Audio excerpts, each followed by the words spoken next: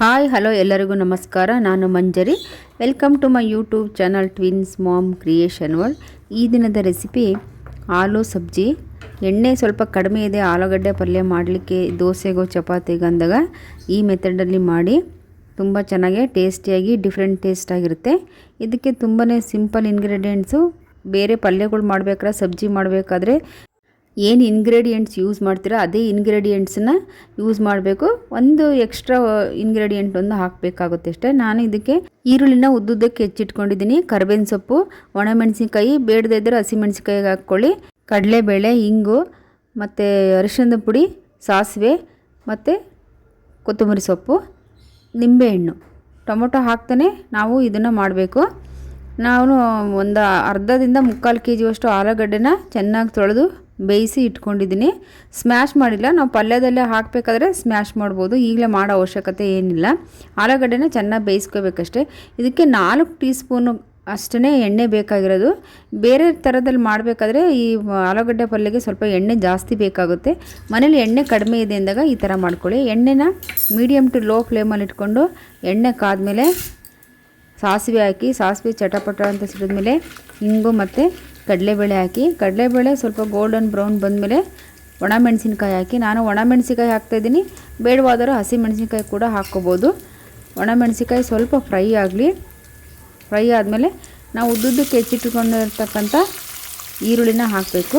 ಈರುಳ್ಳಿ ಚೆನ್ನಾಗಿ ಬೇಯಬೇಕು ಅಂದರೆ ಸ್ವಲ್ಪ ಚಿಟಿಕೆ ಉಪ್ಪು ಹಾಕಿ, ತುಂಬಾ ಉಪ್ಪು ಹಾಕಬೇಡಿ, ಮತ್ತು ನಾವು ಆಲೂಗಡ್ಡೆಗೆ ಉಪ್ಪು ಹಾಕಬೇಕಾಗುತ್ತೆ. ಈರುಳ್ಳಿನ ಯಾವುದೇ ಪಲ್ಯಗಳಿಗಾಗಲಿ ನಾವು ತುಂಬ ಕ್ಯಾರಮಲೈಸ್ ಆಗೋ ತನಕ ಬೇಯಿಸಬಾರ್ದು. ಸ್ವಲ್ಪ ಒಂದು 3/4 ಭಾಗ ನಾವು ಬೇಯಿಸಬೇಕು. ಈಗ ಇದಕ್ಕೆ ಬೇಯಲಿಕ್ಕೆ ಎಷ್ಟು ಬೇಕೋ ಅಷ್ಟು ಉಪ್ಪು ಮತ್ತು ಅರಿಶಿನ ಪುಡಿ ಹಾಕಿ ಸ್ವಲ್ಪ ಫ್ರೈ ಮಾಡೋಣ. ಇದು ವಾಯು ಆಗುತ್ತೆ ಆಲೂಗಡ್ಡೆ ಅನ್ನೋರು.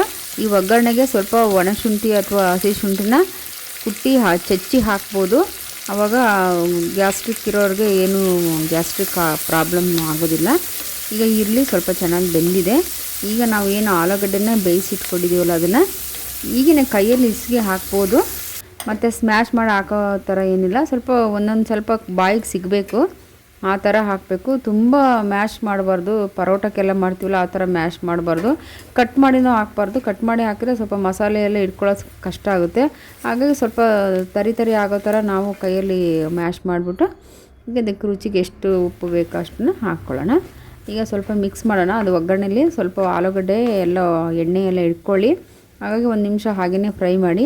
ಈಗ ನಿಮಗೆ ಕನ್ಸಿಸ್ಟೆನ್ಸಿ ಎಷ್ಟು ಬೇಕೋ ಅಷ್ಟನ್ನ ನೀರು ಹಾಕಿ, ತಣ್ಣೀರು ಹಾಕ್ಬಿಡಿ. ಸ್ವಲ್ಪ ಬೆಚ್ಚಗಿರೋ ನೀರು ಅಥವಾ ಬಿಸಿ ನೀರು ಹಾಕಿದರೆ ಚೆನ್ನಾಗಾಗುತ್ತೆ. ಇದು ಆಲೂಗಡ್ಡೆ ಸ್ವಲ್ಪ ತುಂಬಾ ಮ್ಯಾಶ್ ಮಾಡಿದರೆ ಏನಾಗುತ್ತೆ ಅಂದರೆ ಎಷ್ಟು ನೀರು ಹಾಕ್ತೀವೋ ಅಷ್ಟು ನೀರು ಹಂಗೇ ಹಿಡ್ಕೊಳ್ಳುತ್ತೆ.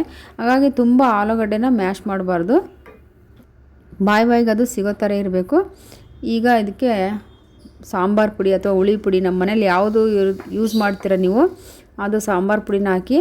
ಟೇಸ್ಟು ತುಂಬ ಚೆನ್ನಾಗಾಗುತ್ತೆ. ಇದೊಂದೇ ಎಕ್ಸ್ಟ್ರಾ ಇಂಗ್ರೀಡಿಯೆಂಟು ಇದಕ್ಕೆ ಬೇಕಾಗಿರೋದು. ಎಣ್ಣೆ ಕಡಿಮೆ ಇದ್ದಾಗ ಈ ಥರ ಮಾಡ್ಕೊಳ್ಳಿ ಪಲ್ಯನ, ತುಂಬ ಚೆನ್ನಾಗಾಗುತ್ತೆ. 1-2 ನಿಮಿಷ ನಾವು ನೀರು ಹಾಕಿರೋದ್ರಿಂದ ಅದು ಮತ್ತು ಮಸಾಲೆ ಎಲ್ಲ ಆಲೂಗಡ್ಡೆಗೆ ಇಟ್ಕೋಬೇಕು. ಹಾಗಾಗಿ 2-3 ನಿಮಿಷ ಲೋ ಫ್ಲೇಮಲ್ಲಿ ತಳ ಒತ್ತದ ರೀತಿಯಲ್ಲಿ ತಿರುಗಿಸ್ಕೊಳ್ತಾ ರೆಡಿ ಮಾಡಬೇಕು. ಮೇಲೆ ನಾವು ಗಾರ್ನಿಷಿಂಗಿಗೆ ಕೊತ್ತಂಬರಿ ಸೊಪ್ಪು ಹಾಕಿದರೆ ಕಡಿಮೆ ಎಣ್ಣೆಯಲ್ಲಿ ಆಲೂಗಡ್ಡೆ ಪಲ್ಯ ತುಂಬ ರುಚಿಯಾಗುತ್ತೆ. ರುಚಿಗೆ ತಕ್ಕಷ್ಟು ಉಪ್ಪು ಮತ್ತು ನಿಂಬೆಹಣ್ಣಿನ ರಸ ಸೇರಿಸಿದರೆ ಪಲ್ಯ ರೆಡಿ ಆಯಿತು. ಇದು ಚಪಾತಿಗೂ ತುಂಬ ಚೆನ್ನಾಗಾಗುತ್ತೆ, ದೋಸೆಗೂ ಚೆನ್ನಾಗಾಗುತ್ತೆ ಸೈಡ್ ಡಿಶ್ ಆಗಿ.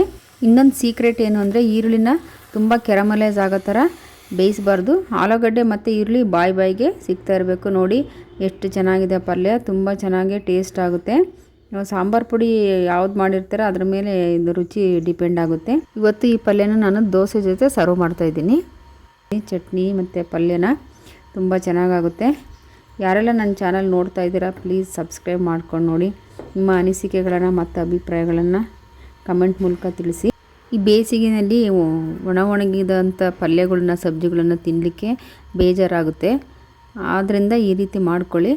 ಮತ್ತು ಆಲೂಗಡ್ಡೆ ನಮ್ಮ ಬಾಡಿ ಟೆಂಪ್ರೇಚರ್ನ ಕಡಿಮೆ ಮಾಡುತ್ತೆ. Thanks for watching.